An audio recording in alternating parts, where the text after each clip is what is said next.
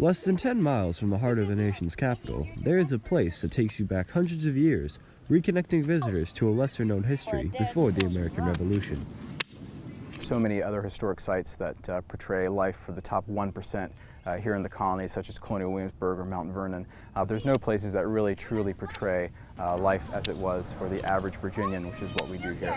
Daniel Gray is a farming manager on the Claude Moore Colonial Farm. He teaches the nation's history through day-to-day interpretation of life as a poor tenant farming family in 1771.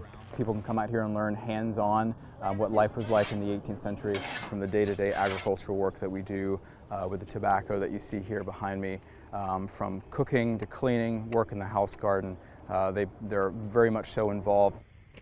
I learned about how back in the day it was sort of hard to do lots of stuff from all the technology and stuff we have now.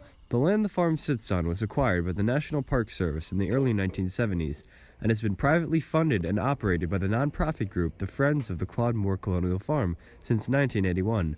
The working farm is supported primarily by volunteers who believe in the educational value of connecting the thousands of annual visitors to the agricultural roots.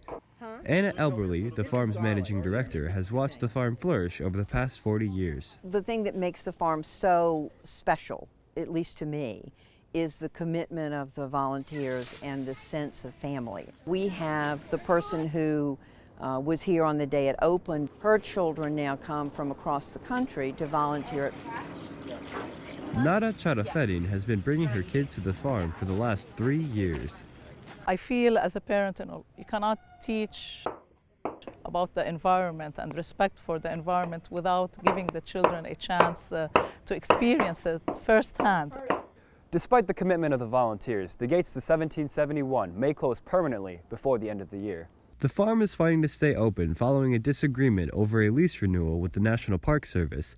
Elliot Curzon, a board member of the Friends of the Farm, believes the agency doesn't understand the unique position the colonial site is in. The negotiations we thought were progressing well toward coming to an agreement that would be similar to the prior agreement, to the 1981 cooperative agreement, until the Park Service presented us with a take it or leave it proposition. We reached out to the Park Service for comment and received a statement from spokeswoman Jenny Anselmo Sarles. Although we negotiate in good faith, in the end, the standard terms and legal requirements of a long-term agreement were not accepted by the Friends of the Claude Moore Colonial Farm.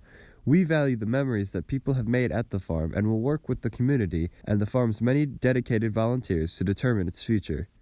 I mean, we have no indication that the Park Service has, A, any idea what we do, and B, the trained personnel that would be able to replicate the experience.